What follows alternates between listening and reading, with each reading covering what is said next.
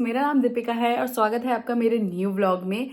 आज का जो व्लॉग है वो एक रेसिपी व्लॉग है, वो भी उत्तराखंड की ऑथेंटिक डिश जिसका नाम है कंडाली का साग। बेसिकली एक हरी सब्जी होती है, बट इसे खेतों में ये खुद उगती है नेचुरली तरीके से और पहाड़ में बहुत ज़्यादा बनाया जाता है। उत्तराखंड में बहुत फेमस है, खासकर गढ़वाल रीजन में बहुत ज़्यादा फेमस है। तो हम लोग तो इसे कंडाली बोलते हैं, कई लोग इसे बिच्छू घास बोलते हैं। आप लोग क्या बोलते हैं इसे मुझे कमेंट बॉक्स में ज़रूर बताना। और ये इतनी ज़्यादा टेस्टी डिश है, इतनी ज़्यादा टेस्टी कि मुझे पर्सनली बहुत ज़्यादा पसंद है। और सबसे ज़्यादा ये बनाई जाती है रेनी सीजन में और विंटर्स में, क्योंकि ये हेल्थ के लिए बहुत बहुत ज़्यादा अच्छी होती है। ये हमें गर्माहट देती है और वो सब मैं आपको ना जब मैं रेसिपी बनाऊंगी तो तब आपको बताऊंगी। उसके लिए आप चलो मेरे साथ फटाफट से किचन में कि किस तरीके से हम इसे बनाते हैं।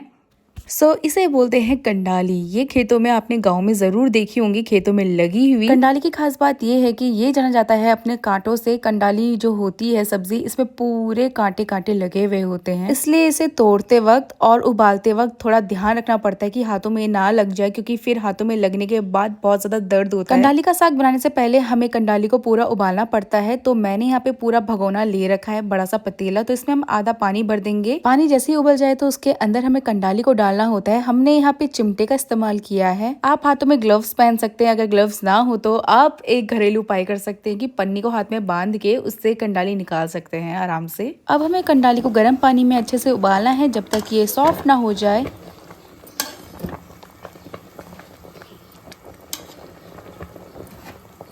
जब तक कंडाली उबल रही है तब तक हम दाल को पीस लेंगे। जी हाँ, कंडाली के साग में दाल का उपयोग होता है, जिसे हम पहाड़ी भाषा में कहते हैं गैथी दाल, और हिंदी में इस दाल का नाम होता है कुल्थी दाल। हमने इस दाल को ओवरनाइट सोक कर लिया था। अब ये दाल पूरी सॉफ्ट हो चुकी है। हमने इसे एक रात पहले ही भिगा दिया था। दाल को भिगाने से दाल एकदम सॉफ्ट हो जाती है और पीसने में ये आसानी से पीस जाती है। हमारे पास जो गैथ की दाल थी ये थोड़ी पुरानी थी, इसलिए हम इसे अच्छे से मसल रहे हैं जिससे कि इस दाल के ऊपर का छिलका निकल जाए। दाल का छिलका निकलने के बाद हम उसे पानी से अच्छे से धो देंगे। और यहाँ पे हमारी दाल एकदम तैयार है पिसने के लिए। गैथ की दाल से जो छिलका निकला था वो ये है, तो इसे फेंकना मत, इसको सीधा गाय को खिलाना। तो हम भी इसे गाय को ही खिलाएंगे। अब हम गैथ की दाल को अच्छे से पीस लेंगे। याद रखें कि हमें दाल को दरदरा ही पीसना है।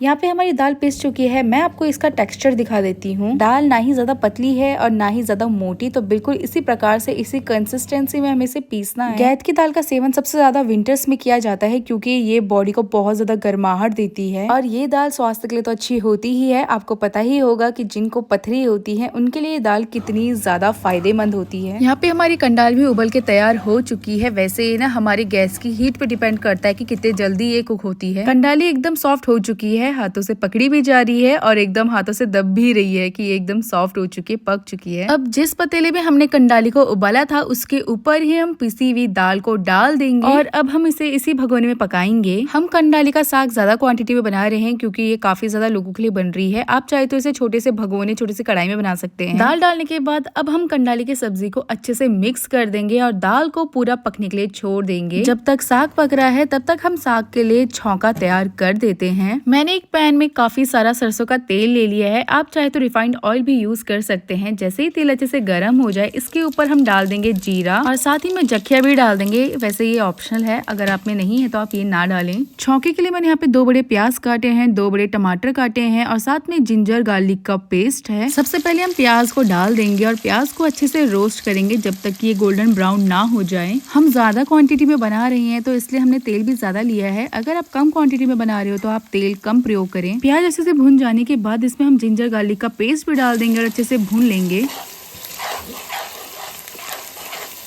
जैसे ही प्याज गोल्डन ब्राउन हो जाएंगे उसके बाद हम डाल देंगे इसमें टमाटर और उसको भी अच्छे से मिक्स कर लेंगे। टमाटर डालने के बाद इसे हम अच्छे से भून लेंगे और टमाटर को गलाने के लिए सबसे पहले हम इसके ऊपर डालेंगे नमक और उसके बाद हम डालेंगे अपने घर के रेगुलर मसाले जैसे कि धनिया पाउडर, मिर्ची पाउडर, हल्दी पाउडर, गरम मसाला। और सारे मसाले डालने के बाद हम इसे अच्छे से मिक्स कर लेंगे जब तक कि सारे टमाटर सॉफ्ट ना हो जाए। मसाला रेडी हो जाने के बाद अब बारी आती है इसको साग में डालने की। यहाँ पे साग और दाल भी एकदम मिक्स हो चुकी है, अच्छे से पक गई है। अब बारी आती है इसमें मसाला डालने की छौंका डल जाने के बाद हम इसे अच्छे से मिक्स कर लेंगे, जिससे कि सारे मसाले साग में अच्छे से घुल जाएं। छौंका पूरा साग के साथ अच्छे से मिक्स हो चुका है, तो लीजिए हमारी कंडाली का साग बनके तैयार है। दिख रहा है ना टेस्टी, जैसे पालक का साग होता है ना वैसे ही कंडाली का साग होता है, बट ये पालक के साग से भी ज्यादा टेस्टी होता है। हम पहाड़ी लोगों की तो ये जान है, हम लोग इसे विंटर्स में और रेनी सीजन में बड़े चाव से खाते हैं। हम गढ़वाली लोगों को कंडाली का साग इतना ज्यादा पसंद है कि हमें ना अभी ये सब कुछ अपने पड़ोस में भी देना है, सबको थोड़ा थोड़ा, आंटी लोग, भाभी लोग, दीदी लोग, इन सभी को हम देंगे, क्योंकि मिलजुल के बांट के खाने में तो मजा ही अलग है और सभी को ये बहुत ज्यादा पसंद आता है। तो ये है मेरी थाली। वैसे आज हमने पीली दाल भी बनाई थी, बट मैंने सिर्फ कंडाली का साग खाया, वो भी चावल के साथ। आप भी एक बार इस रेसिपी को जरूर ट्राई करना, you gonna love it. I hope आपको ये रेसिपी अच्छी लगी होगी। तो ये है उत्तराखंड का एक ऑथेंटिक डिश। अगर आपको मेरी वीडियो अच्छी लगी हो तो लाइक, शेयर, सब्सक्राइब करना मत भूलना।